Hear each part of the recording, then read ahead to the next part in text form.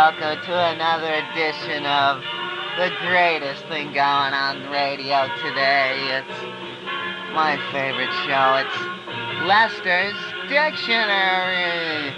Lester will be in the studio tonight to get you to open up your notebooks and, so they're not in order alphabetically.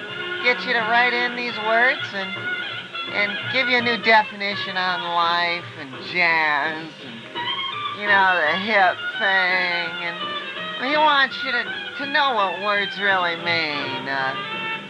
Dig. No, he hasn't defined dig for us yet, but I can hardly wait till he does. Are you grooving with me? Lester's coming right in. He's gonna show you how it is. He's gonna tell it like it was.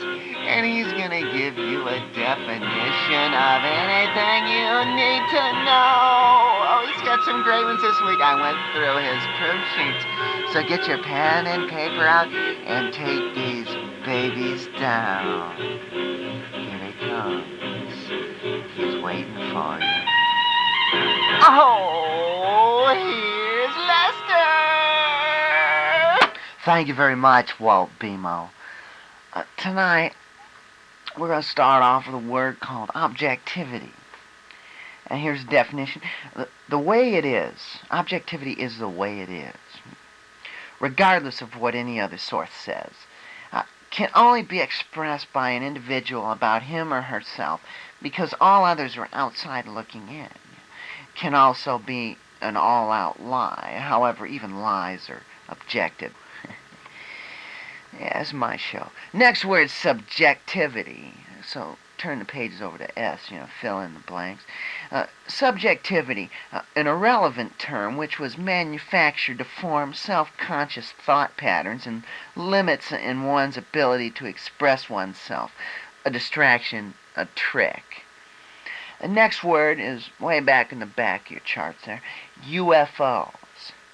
Unidentified flying objects. That is, anything and everything in the sky.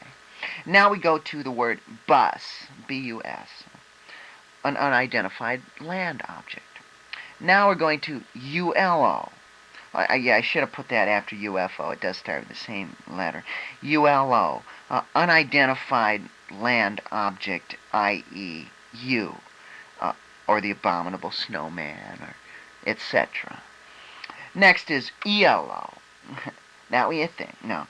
Electric light orgasm, otherwise known as photosynthesis, for all you botany majors out there. Then we go to UWO. That's an unidentified water object, like the Loch Ness Monster and submarines. Get it? Then we go to USO. Unidentified space object. Anything taking up space, because nothing can be identified, only interpreted. Which brings us to our next word, interpretation. I kind of like the way I tie these together. It's for you, not for me. I got better things to do. I could be sipping some gin right now. Interpretation is one perception out of an infinity of perceptions of whatever one chooses or happens upon to perceive. Isn't that contrived? Yes. Which brings us to my longest expose of the evening, sensationalism. Now, sensationalism is defined as the essence of Western civilization, semicolon, always never living up to its name, semicolon, the power behind the spectacle, semicolon, the very foundation of media, semicolon. If an event or person or entity can be portrayed as sensational, in parentheses, comma, then attention of the masses can be drawn towards it like a magnet, and in parentheses, curiosity, to focus on the outer shell of its substance or hype without ever questioning its greater meaning, semicolon, a more powerful weapon than nationalism, i.e. sensational nationalism. Like a short attention span, semicolon, if the media were to ever focus entirely on non-sensational events, people, ideas, etc., it would totally undermine the concept of the media itself as we have come to know it and come to expect it. and its foundation would crumble and collapse, which in turn would create a new sensation, sick, as opposed to a manufactured one. Sorry, I got off on a tangential excursion. The next word is Vatican. That's Vatican. It's a large pail or vat of distilled papal pus surrounded by fences and armed guards in southern Italy. Next word is Portable Vatican, which is the same as Vatican, only mobile, encased in a plastic bubble. Okay, now we're going to run through some real quick ones here. It's a quickie section of our segment tonight. Here we go. Demon seed, the male sperm, semen, 13-day-old trail mix, fertilizer. Nixon, Nixon, the single longest strand of one's anal hair. Scunion, an entire patch of anal hair. Splurch, one with long oily head hair. Swag, to catch your upper lip on a protruding nail and be stuck until the fire department can be contacted to free you, or a sex-crazed preacher. Strife, a word supposedly meaning crisis, but which actually was inserted into the English language for poets due to the shortage of words that can be rhymed with life. A woof, a person obsessed with pop jazz music, i.e. Al Jarreau, Spyro Gyra, etc.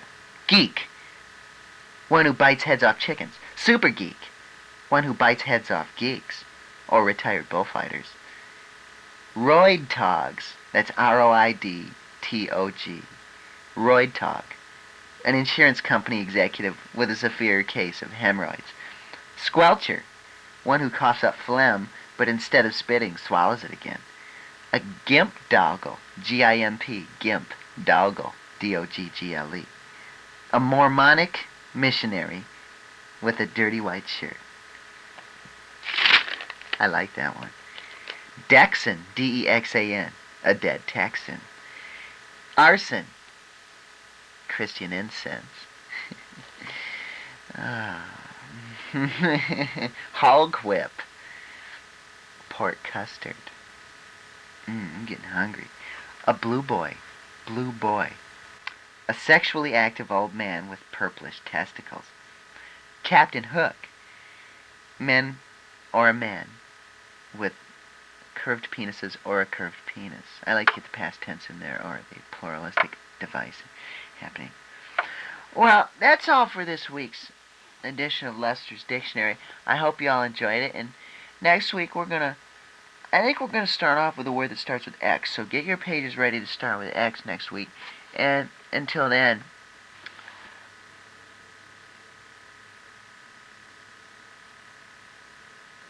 I had you going there, didn't I?